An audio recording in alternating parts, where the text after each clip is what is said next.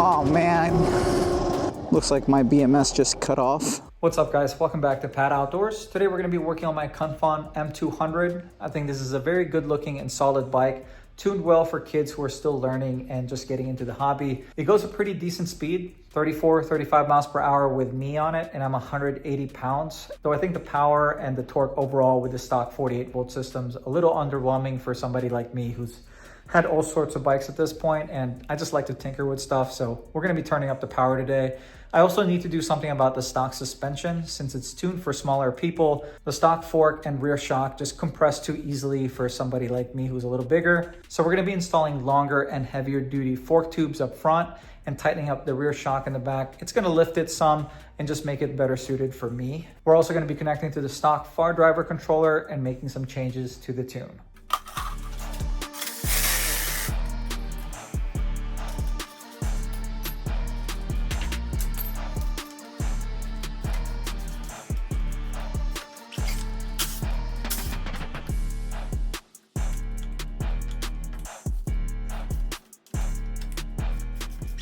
We're going to be replacing the stock fork tubes with some that I got from Ride or Die, which I believe are listed for a Tudio, but they're actually the same exact dimensions as far as the mounting points, but they are clearly longer. So you can see they are 3 inches longer than the stock forks, and they're also tuned for a heavier rider. So it's going to raise the bike a couple inches.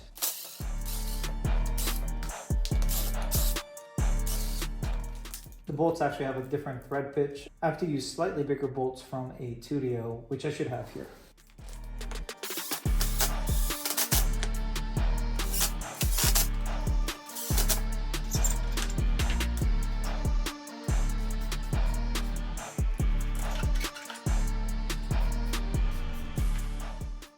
And I'm so glad I went with black. So if you're going to customize your bike and go with different color plastics, they have different color options for you. I think I got these for around 80 bucks. If you are interested in checking out any of the parts that we're using for this project, I'll have the full build list in the description below. You can also get yourself 5% off anything from Ride or Die by using discount code PATOutdoors. Well, as it turns out, the M200 uses much larger bolts for the brake caliper than the Tudio or a Yasma. So I'm going to have to bore out those 2 holes on the new shock. Another option is to swap out the front caliper or caliper bracket if you have one. So looking closely at the stock caliper, it looks almost identical to a stock Tudio caliper. Besides the brake line itself, and obviously the bracket, since the bracket uses slightly smaller bolts on the Tudio, which will obviously work for this aftermarket shock since it's designed for a Tudio. So I think I'm just gonna swap out the front brake caliper and then re-bleed the front brake.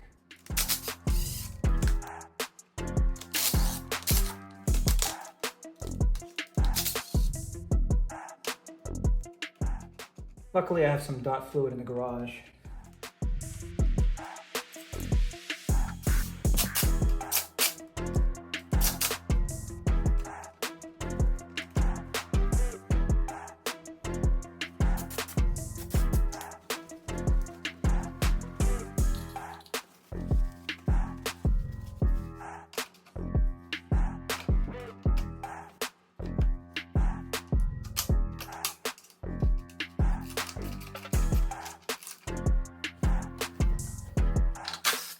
So I was temporarily using this bolt to hold the seat down since I didn't get that quick release bolt that's supposed to come with the bike. I just didn't get one, so I reached out to the Cunfon customer support team and they were able to ship me out a replacement within just a few days, so props to them.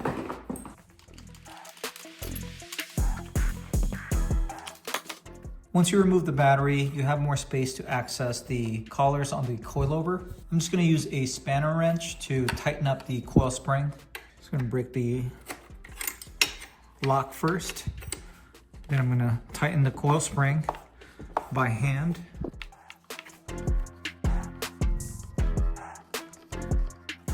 I'm going to start with 5 full turns, which is about a 1/4 inch.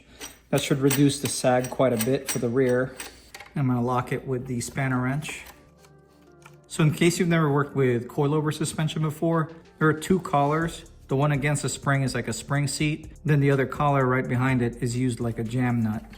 And just for added measure, I'm gonna hit that with a flathead and a hammer just to lock it in place and make sure that it doesn't come loose. Next, we're gonna try to access the factory Fardriver controller, which is located down there. I was hoping I can access it from inside the frame, but it looks like we're gonna have to take the covers off the front and get it from the front side. I also need to replace this battery connector since we're no longer gonna be using the stock 48-volt battery. In order to take the covers off the front, I'm probably gonna have to take all these plastics off since they're bolted on top of it.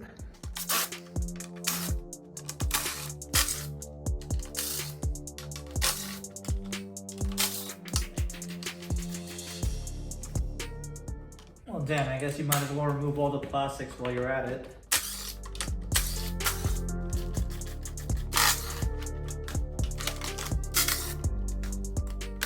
Ooh, look at the motor. It looks just like the ones that they use on the newer batch of Voltinzo EM5s, which means we could probably pair this with a higher output controller and battery and really put some power through this thing. But really, the main limiting factor is the space in the frame for a battery.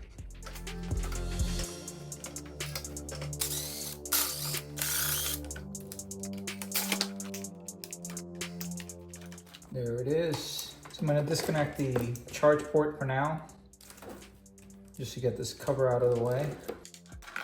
So you know what I don't see is that connector for tuning the Fardriver controller. I might have to get creative to connect to this controller.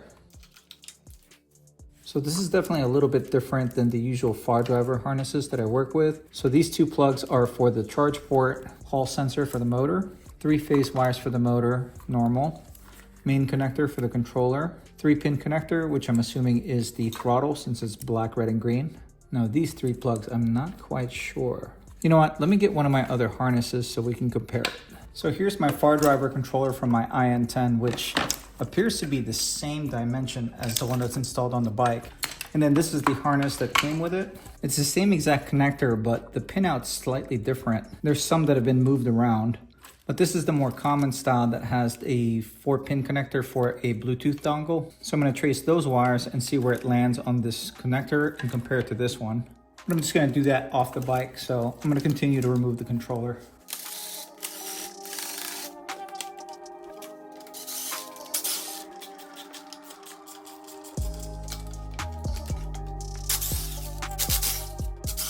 You know, I gotta say, this is the most disassembly I've done. Just to take out the stock controller. I haven't really seen any upgraded or highly modified Cunfon M200, and I can kind of see why now.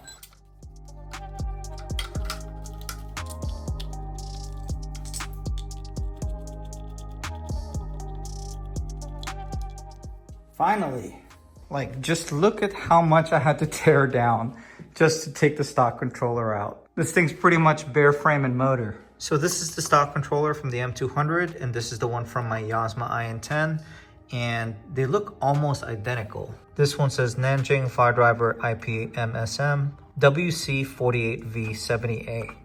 And then the M200 controller, IPMSM MR48V70A. I'm really not sure what the exact difference is, but they both appear to be 70 amp controllers that are rated for 48 volts. But I know this one I've already tuned for 72 volts previously, so I don't see why we wouldn't be able to do the same with this one. But then again, there's no way for me to confirm since I can't connect to it with a Bluetooth dongle since the stock harness doesn't have a provision for it. I might have to get creative and use my Yasma harness while it's off the bike and see if I can just reprogram this to accept a 60 volt battery. So this is the battery that we're planning on using on this project. This is a 60 volt, 10 amp hour lithium battery pack from Amorch that I originally had made for my YT Industries mountain bike, but I never got my CYC conversion kit. That's another story. But this is pretty small. This should fit within the frame.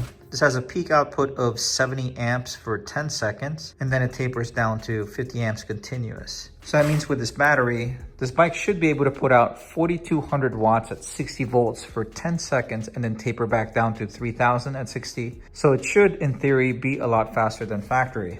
I'm not even gonna sugarcoat it. I definitely bit off more than I can chew with this project, especially with the Fardriver programming. I was really hoping that I could just connect to the stock controller with the Bluetooth dongle and reprogram it somehow, but unfortunately the stock harness doesn't allow for that. So I'm gonna have to do some research and get creative with it, but for now I just gotta get some sleep. Okay, so I think I have an idea of how I'm going to program the stock controller, but before we continue, do not do this if you are concerned about warranties at all, because I'm changing up the voltage and all sorts of stuff, so it's definitely going to avoid it. This is simply just me experimenting and sharing my projects with you guys. But if you're enjoying today's video so far, do me a favor and hit that like button.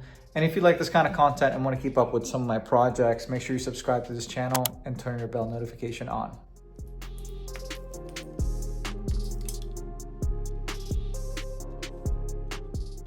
Since we're going to be installing an aftermarket battery, I have to install the matching battery lead. So this is the XT90 connector. It came with the Amorge battery.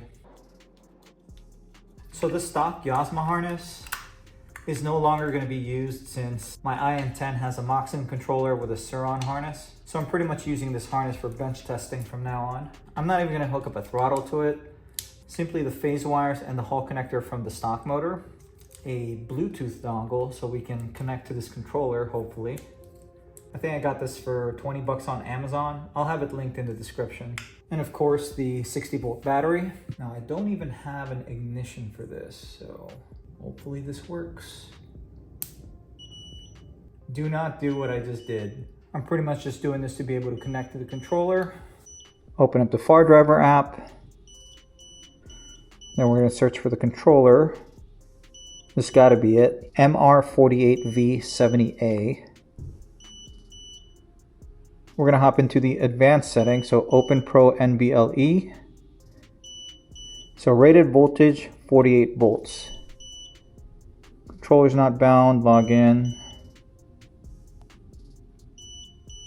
Bound. Now that we're bound to the controller, rated voltage 60. Okay. 60 volts. So it looks like from the factory, it's already set to 70 line amps and 240 phase amps. So this controller is already maxed out to its capability. Save. For some reason, when we changed it to 60 volts, it changed the overvolt protection to 75.5 volts, which I think is absurdly high. I would have thought it would have been around 69, maybe 70 volts, but I'm just going to leave that alone. Pretty sure that this battery's highest voltage is around 67. I'm not going to change anything else in the tune because I do like how this bike rides from factory. So I'm just going to save this and we're going to test it out. Now that we're done programming the controller, I'm going to turn this ignition off. Just disconnect these two wires. Disconnect the battery, and then we're going to swap the harness back over to the factory. So just a quick recap, I just temporarily used a Yasma stock Fardriver harness with a Bluetooth dongle to be able to connect to the stock controller and program it. Saved the settings and took it back off. And we're going to swap the wiring harness over back to stock, except for obviously the battery connector. I do have to add a ring terminal for the signal wire, which is this pink wire. I just need to connect this pink line to the positive terminal on the controller.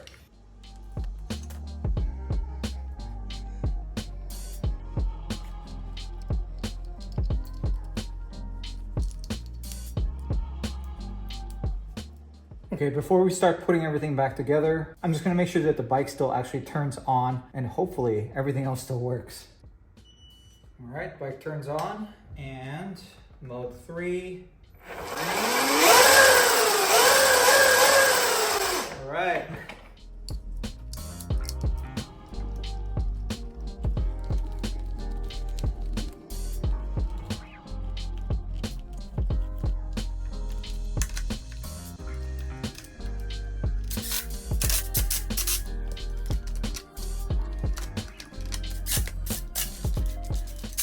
Since the stock charge port is no longer going to be compatible with the Amorge battery that we're using, I'm just going to take it off the side plastics.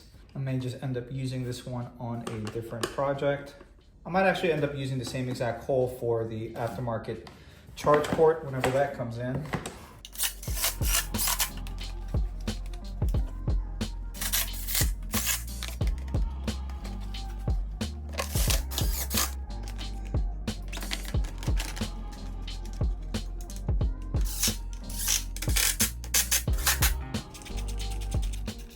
So I'm not saying that I'm getting a custom battery made for this bike, but I started mocking up a cardboard template just to get an idea of the biggest size that we can potentially cram in the frame without having to do any sort of major modifications. And I think the maximum height for the battery is gonna have to fall under 6.25 in order for it to fit under the plastics and under the seat and to still be able to use the factory system to lock it in place. No more than 3.25 inch wide to fit inside the frame, and then no longer than 10.5 inches, so you should be able to slide it in and out without having an issue. So it's definitely not a very large space for a custom battery. This is probably enough space to do a custom 60 volt, 20 amp hour lithium battery pack from Amorge. Or another option is to go 72 volts, maybe 16 amp hour for this size. Either way, I would recommend going with a battery that has a BMS that can do at least 100 line amps continuous, maybe 150 peak. So you have the option of putting on like a Fardriver ND72-300,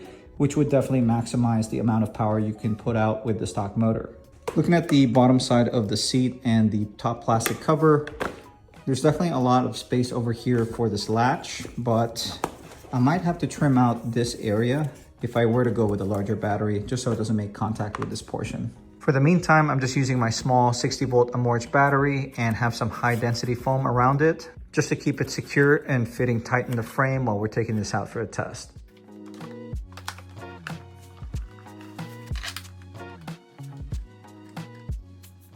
Yeah, quick release pin is definitely a lot more convenient than using a bolt. Let's see how fast it goes with a 60 volt setup.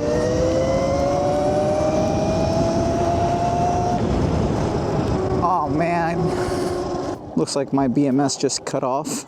Well, this battery is rated for 50 amps continuous, 70 peak, and I'm asking it to produce 70 amps continuous, so I can't really be too greedy and complain. I'm gonna see what it does if I just take it really slow on the throttle.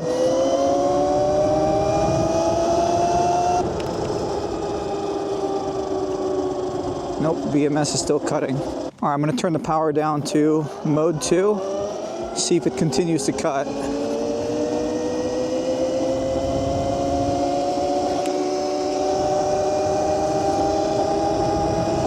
So it's not cutting on mode 2.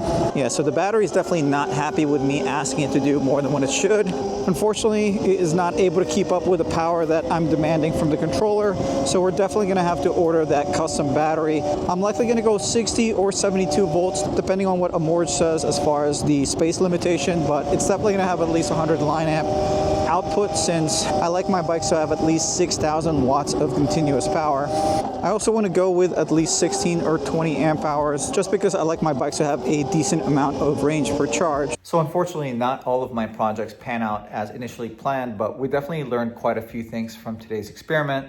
The Cunfon M200 stock controller is already tuned to the max capability of the stock battery, so there's not really a point to tuning it unless you're going to get a custom battery made that has a much higher output. But then again, it's very hard to connect to the stock controller without swapping out the harness and adding a Bluetooth dongle, programming it, and then swapping the harness back. So I wouldn't really recommend doing that unless you're gonna get at least a battery that can do at least 100 line amps continuous, and then you might as well switch out to a ND72-300 controller to take a full advantage of it. But I'm glad that I took the bike apart and took a closer look at the components. In case you have one of these bikes and you're considering doing a project like this, at least you know what to expect and what you have to do. If you guys enjoyed today's video, do me a favor and hit that like button. And if you like this kind of content, want to keep up with some of my projects or some of my experiments, make sure you stay tuned to this channel and turn your bell notification on. But this is going to be it for today. Thank you for watching.